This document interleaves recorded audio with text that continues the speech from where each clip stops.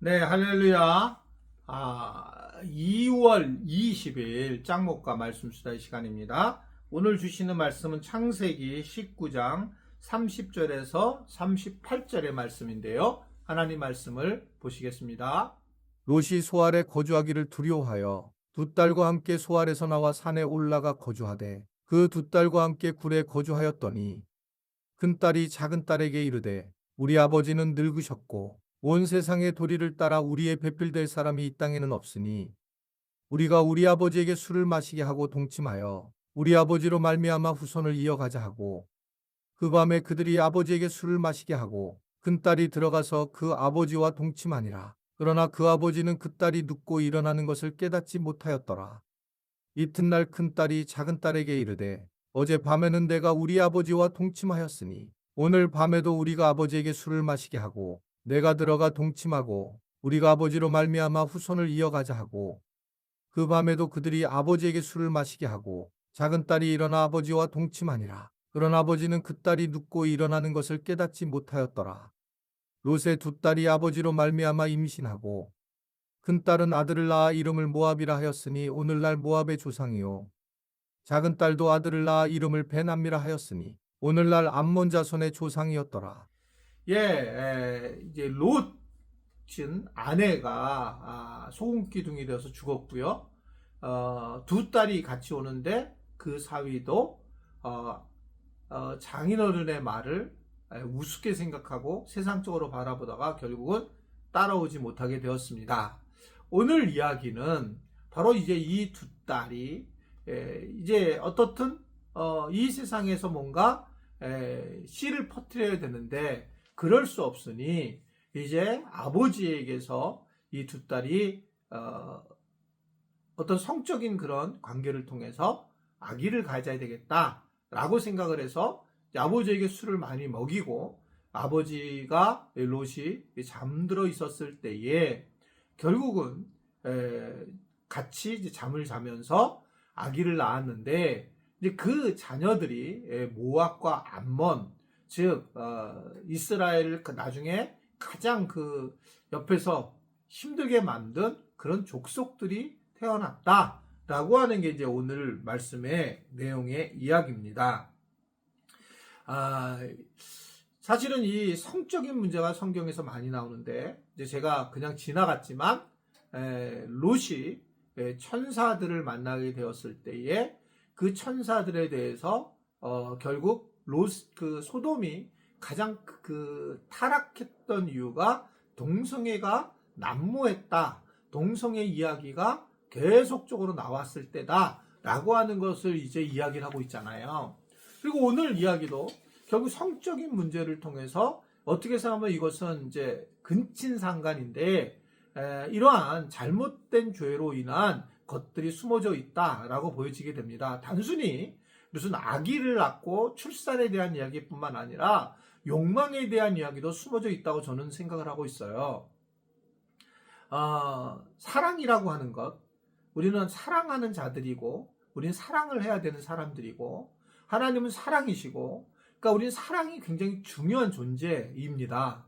그래서 이제 사랑이 최고고, 사랑이 어떻든 외에는 우리를 갖다가 어떻게 할 법이 없다라고 하는 정도로 사랑이 굉장히 중요한데, 이 사랑의 또 다른 방식의, 사랑의 방식에 드러나는 것이 다양하게 있지만, 그것이 하나가 이제 성적인 부분입니다. 성욕.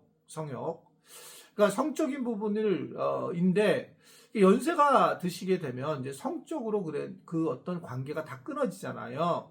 그렇게 되면서 연세 드신 분들 중에 많은 분들이 외로워하는 이유는 어떤 성적인 부분, 즉 뭐 몸을 안는다든지 실제로 성적인 부분도 있지만 또 마음을 따뜻하게 한다든지 이런 부부의 관계가 약해지면서 외로워지는 부분들이 있어요. 그러니까 남편이나 아내가 없을 수도 있겠지만 그걸 떠나서 같이 살고 있으면서도 서로 외롭게 만든다라고 하는 것을 이제 제가 말씀을 드릴 수 있어요. 이게 이제 뭐 짱목한 말씀 수다니까 수다를 떨면서 제가 편하게 이야기를 나누고 싶은 겁니다.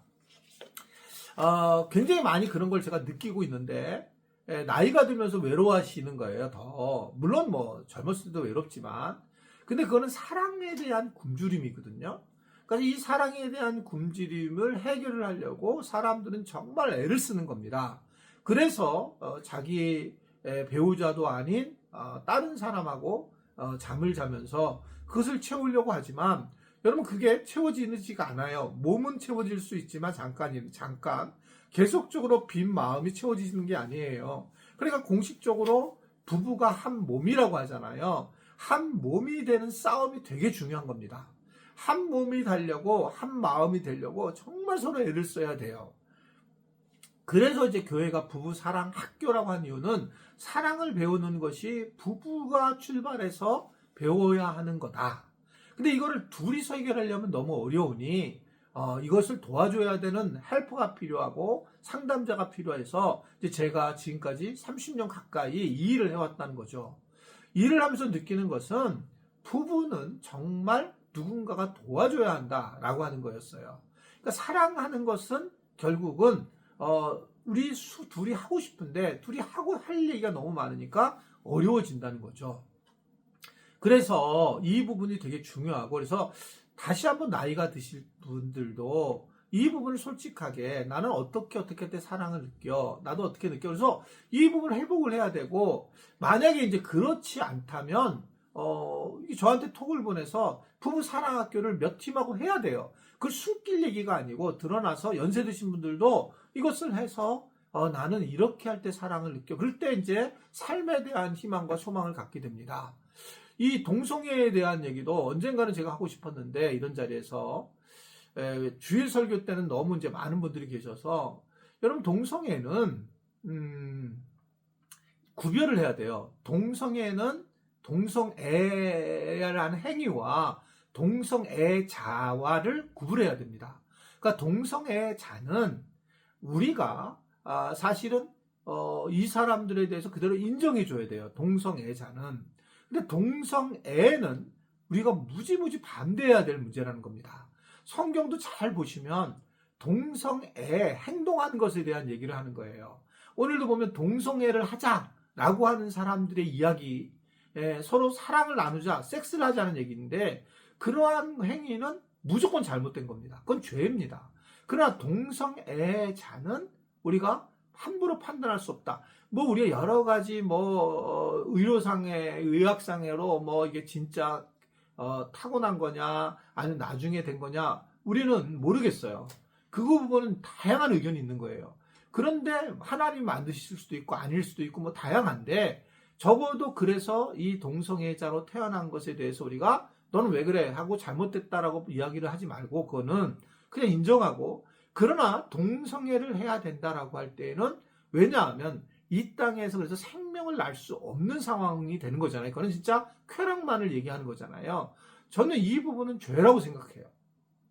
그래서 이 부분을 우리 교인들이 잘 나눠서 생각하면 어느 정도 정리할 수 있다라고 생각하는 거죠.